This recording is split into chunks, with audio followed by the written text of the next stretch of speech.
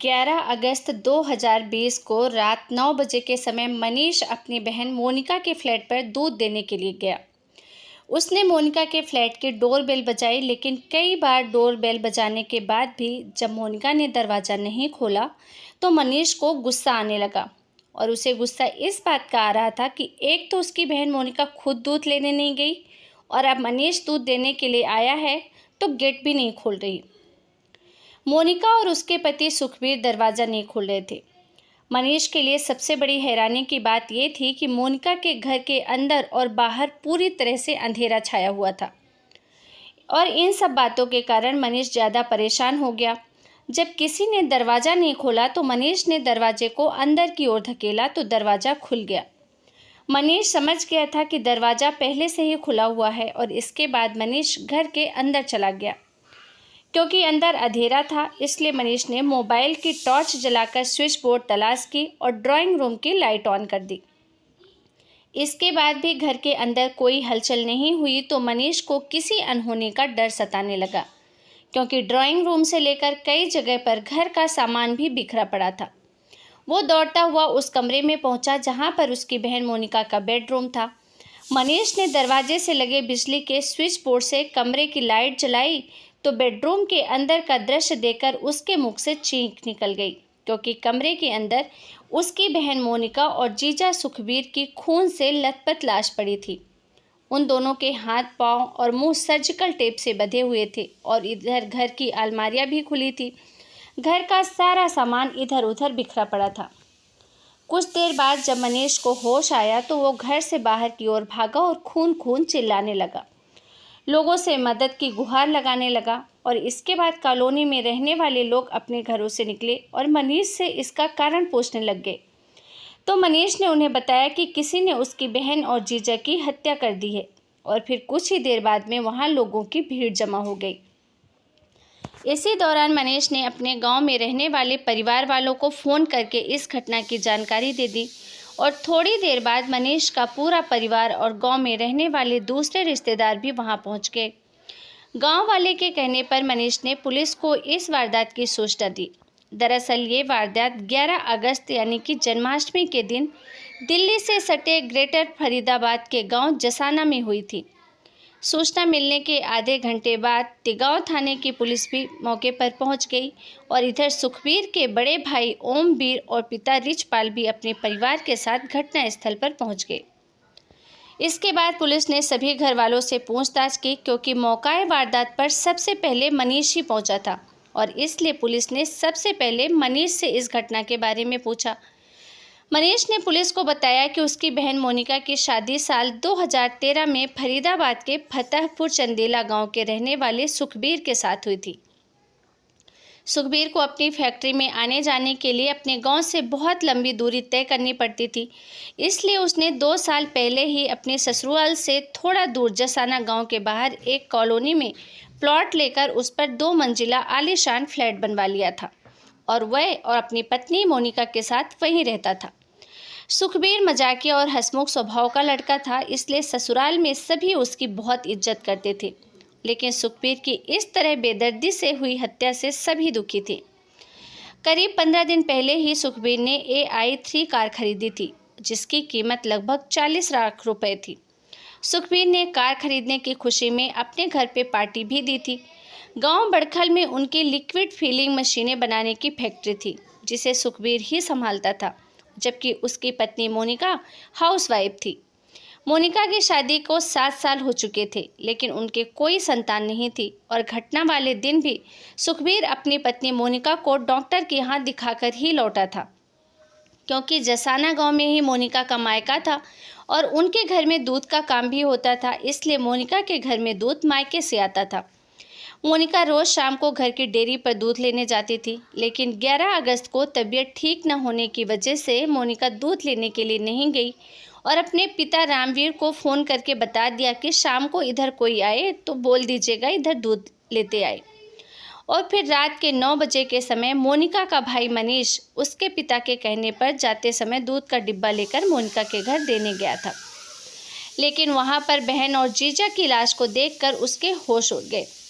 इसके बाद रात के करीब 12 बजे फरीदाबाद के पुलिस कमिश्नर ओपी सिंह और क्राइम ब्रांच के अधिकारी घटनास्थल पर पहुंचे। घर के कोने कोने से बदमाशों की पहचान के लिए फिंगरप्रिंट और सबूत जुटाए गए।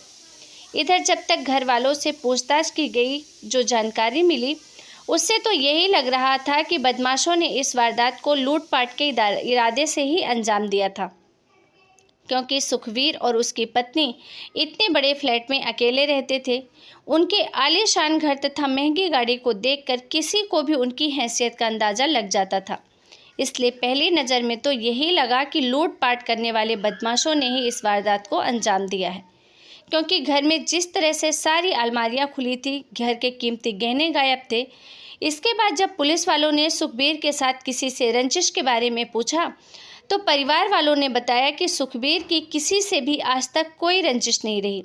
लेकिन एक बात ऐसी थी जिसने पुलिस को उलझा के रख दिया था, और वो ये थी कि जब बदमाशों ने घर में घुसने के बाद सुखबीर और मोनिका के हाथ पांव और मुंह पर सर्जिकल टाइप बांध दिया था, तो लुटेरे लूटपाट करने के बाद आराम से भाग सकते थे, क्योंकि लुटेरे आमतौर पर किसी व्यक्ति की हत्या तभी करते हैं जब उनका विरोध किया जाए। लेकिन यहाँ तो सुखबीर और मोनिका के हाथ पैर बंधे होने के कारण विरोध की कोई संभावना ही नहीं थी, और इसका मतलब साफ था कि बदमाश को पता था कि अगर वे उन्हें जिंदा छोड़कर जाएंगे तो पकड़े जाएंगे। और इसी बात से लग रहा था कि बदमाश सुखबीर का कोई जानकार ही रहा होगा। और दूसरी अजीब बात ये थी कि इस घटना को अंजाम देने के बाद बदमाश घर में लगे सीसीटीवी कैमरे का डीवीआर उखाड़ कर ले गए, और ऐसा तभी होता है जब बदमाश जान पहचान वाला हो और उसे सीसीटीवी फुटेज से आसानी से पहचाने जाने का डर सता रहा हो। मौके पर मौजूद पुलिस अधिकारियों को अब इस बात का पूरा यकीन हो गया था कि हो न हो इस वारदात के पीछे सुखबीर या मोनिका के किसी जानकार का ही हाथ है। सुखबीर और मोनिका की हत्या सिर में गोली मारकर की गई थी। कई घंटों की जांच पड़ताल तथा परिवार वालों से की गई पूछताछ के बाद तिगांव थाना पुलिस ने सुखबीर और मोनिका के शव को पोस्टमार्टम के लिए भेज दिया। इसके बाद अज्ञात बदमाशों के खिलाफ धारा 302, 395 के तहत मुकदमा दर्ज किया गया। पुलिस कमिश्नर ओपी सिंह ने उसी रात इस केस को क्राइम ब्रांच को सौंप दिया। डीसीपी मकसूद अहमद ने खुद इस केस की मॉनिटरिंग का काम संभाला। बदमाश घर से कितना कैश और गहने लूट के ले गए थे ये तो पुलिस को कोई नहीं बता सका, लेकिन इतना साफ था कि घर में लूटपाट जरूर हुई है। इतना ही नहीं, घर से सुखबीर का लैपटॉप और उन दोनों का मोबाइल फ़ोन भी गायब था, क्योंकि पुलिस को काफ़ी तलाश करने पर भी मोबाइल फ़ोन घर से नहीं मिले। साथ ही उन दोनों के मोबाइल स्विच ऑफ भी आ रहे थे। इधर बदमाशों ने घर के सीसीटीवी कैमरे भी तोड़ दिए थे और डीवीआर को भी उखाड़ ले गए थे।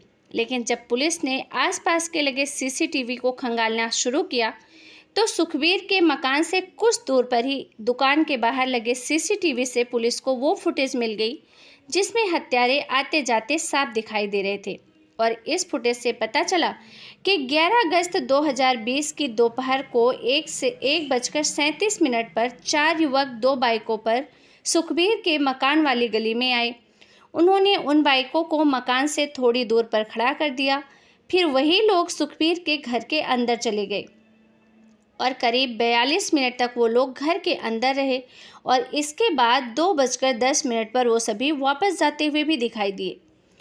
इस वारदात की फुटेज और बदमाशों का सीसीटीवी कैमरे में कैद हो जाना पुलिस के लिए बहुत बड़ी कामयाबी थी, और इसके बाद पुलिस ने उन सीसीटीवी फुटेज को अपने कब्जे में लिया। हालांकि उन फुटेज में मोटरसाइकिल का नंबर नहीं दिख रहा था, लेकिन चेहरे पर रुमाल बंधे होने के बावजूद भी हत्यारों को पहचानने में कोई परेशानी नहीं हुई। इसके बाद पुलिस ने मोनिका और सुखबीर के घर वालों को बुलाया और उन्हें वो फुटेज दिखाई, तो मोनिका के छोटे भाई मनीष ने देखते ही पहचान लिया कि उन चारों बदमाशों में से एक बदमाश का हुलिया उसके बड़े भाई ब्रह्मजीत की पत्नी उषा के भाई विष्णु से काफ़ी मिलती जुलती है। इसके बाद पुलिस ने उषा और ब्रह्मजीत को वो फुटेज दिखाई तो वो दोनों भी घबरा गए। उन्होंने पुलिस को बताया कि इनमें से एक का हुलिया विष्णु से काफ़ी मिलता जुलता तो ज़रूर है, लेकिन विष्णु अपने जीजा की बहन के घर पर ऐसी वारदात क्यों करेगा। इसके बाद विष्णु के इस वारदात में शामिल होने की पुष्टि करने के लिए पुलिस ने मोनिका के घर वालों से विष्णु का फ़ोन नंबर मांगा। साथ ही उसके घर का एड्रेस भी लिया। पुलिस ने विष्णु पर हाथ डालने से पहले उसके फ़ोन की डिटेल्स निकलवाई, क्योंकि पुलिस पहले सब कुछ कंफर्म करना चाहती थी। वो ये पता लगाना चाहती थी कि जिस इंसान को विष्णु की आशंका हो रही है, क्या वो विष्णु है भी या नहीं। लेकिन जब कॉल डिटेल सामने आई तो पता चला कि सीसीटीवी फुटेज में जिस समय वो चारों बदमाश सुखबीर के घर में घुसे थे, उस समय विष्णु के मोबाइल की लोकेशन सुखबीर के घर के आसपास ही थी। और इससे साफ हो गया कि इस हत्याकांड में विष्णु जरूर शामिल है। पुलिस के लिए इस घटना की तह तक पहुंचने के लिए एक बहुत बड़ी लीड मिल चुकी थी और इसके बाद पुलिस की एक टीम दिल्ली के लिए निकल गई, क्योंकि विष्णु दिल्ली में रहता था। तिगांव पुलिस ने उसे रात के समय सोते हुए उसके घर से अरेस्ट कर लिया। इसके बाद विष्णु को फरीदाबाद के तिगांव थाने में लाकर जब उससे कड़ाई से पूछताछ की गई तो ज़्यादा देर तक पुलिस की सख्ती को बर्दाश्त नहीं कर पाया और उसने अपना जुर्म स्वीकार कर लिया। सुखबीर और मोनिका की हत्या उसने अपने तीनों साथियों के साथ मिलकर की और इस घटना को उसने अपने जीजा ब्रह्मजीत के कहने पर अंजाम दिया था। लेकिन अब सवाल ये था कि ब्रह्मजीत तो मोनिका का बड़ा भाई था। आखिर एक भाई अपनी बहन और उसके पति को क्यों मरवाएगा। इसलिए पुलिस को ये बात भी थोड़ी अजीब लगी। लेकिन जब विष्णु से थोड़ा और पूछताछ की गई तो उसने इस हत्या का जो कारण बताया वो बहुत चौंकाने वाला था। पुलिस को भी यकीन हो गया था कि मोनिका का भाई ब्रह्मजीत ही इस हत्याकांड का असल मास्टरमाइंड है। इसलिए पुलिस ने तुरंत ब्रह्मजीत को अरेस्ट कर लिया और इसके बाद पुलिस ने ताबड़तोड़ छापेमारी करके विष्णु के तीनों दोस्तों में सोनू, जतिन और कुलदीप को भी मेरठ से अरेस्ट कर लिया। इसके बाद उन सभी आरोपियों से पूछताछ के दौरान सुखबीर और मोनिका हत्याकांड की जो कहानी सामने आई वो दिल को झकझोर देने वाली थी। दरअसल सुखबीर पिछले 2 सालों से अपने ससुराल के गांव जसाना में ही अपना मकान बनाकर रहता था। इसलिए अपने ससुराल वालों के घर आना जाना उसका ज़्यादा ही था। सुखबीर की पत्नी मोनिका के 2 भाई थे। एक भाई का नाम ब्रह्मजीत और दूसरे का नाम मनीष है। दोनों ही शादीशुदा हैं और दोनों के एक ही घर में अलग अलग हिस्सों में रहते हैं। सुखबीर अपने दोनों सालों के घर बेधड़क आता जाता था, क्योंकि ब्रह्मजीत की पत्नी उषा परिवार की सभी महिलाओं में सबसे ज़्यादा खूबसूरत थी और इसलिए सुखबीर उसके घर कुछ ज़्यादा ही आता जाता था। उषा खुले स्वभाव की थी, क्योंकि सुखबीर उसकी ननद का पति अर्थात नंदोई था। इसलिए वो सुखबीर को बेहद सम्मान भी देती थी। लेकिन जब कभी सुखबीर उसके साथ हंसी मजाक करता तो वो भी उसके साथ हंसी मजाक कर लेती थी। और इस घटना से करीब 2 महीने पहले सुखबीर जब ब्रह्मजीत के घर गया तो ब्रह्मजीत घर पे नहीं था। उसकी पत्नी उषा बाथरूम में थी, इसलिए सुखबीर उसके बाहर आने का इंतजार करने लगा। लेकिन तभी उसकी नज़र उषा के मोबाइल पर पड़ी और उसने उषा का फ़ोन उठा लिया और चेक करने लगा। उसने फ़ोन में परिवार की फ़ोटो तथा वीडियो देखना शुरू किया, लेकिन उसने उषा के फ़ोन में कुछ ऐसे वीडियो और फ़ोटो देख लिए जिनमें उषा ने अपने निजी पलों की कुछ ऐसी तस्वीरें और वीडियो बनाई हुई थी जिसमें उसके शरीर पे बहुत कम कपड़े थे। हालांकि सुखबीर की पत्नी मोनिका भी बेहद खूबसूरत थी, लेकिन ब्रह्मजीत की पत्नी उषा, जिसे वो भाभी कहता था, वो कुछ ज़्यादा ही खूबसूरत थी। और उस दिन सुखबीर ने जब उषा की ऐसी फ़ोटो और वीडियो देखी तो उसकी आंखों में उषा के प्रति कामना तरने लगी।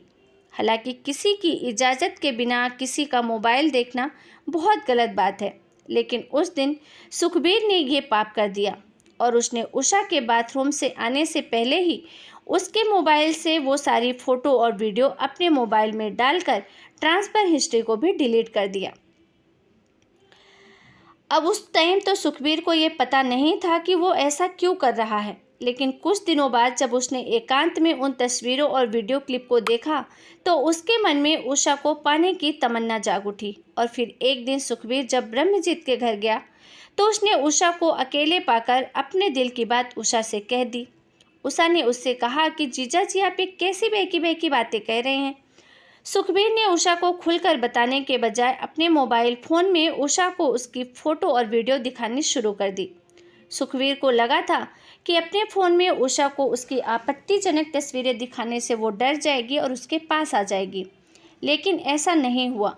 बल्कि उषा ने उस दिन सुखबीर को बहुत डांटा और उसे चेतावनी दी कि अगर उसने अपने मोबाइल से ये ट्रांसफ़र की गई फ़ोटो वीडियो डिलीट नहीं की तो इसका अंजाम बहुत बुरा होगा।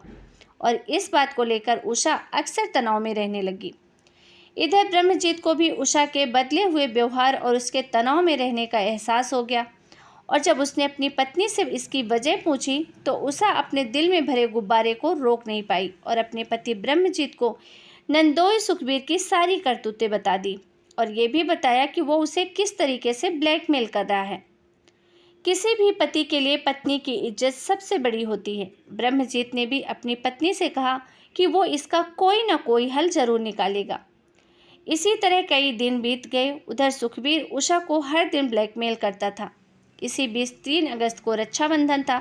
क्योंकि उषा का मन तनाव के कारण ठीक नहीं था, इसलिए उसने अपने भाई विष्णु से कहा कि वो इस बार घर नहीं आएगी, इसलिए राखी बंधवाने के लिए वो खुद ही आ जाए। उसके बाद उषा का भाई विष्णु रक्षाबंधन पर अपनी बहन के पास आया, लेकिन बहन के चेहरे पर उदासी और तनाव उससे भी नहीं छिप पाया और उसने उषा को अपनी कसम देकर पूछा कि क्या बात है जिसकी वजह से वो इतनी परेशान है। उषा ने ना चाहते हुए भी अपने भाई को सुखबीर से ब्लैकमेल किए जाने वाली सारी बात बता दी।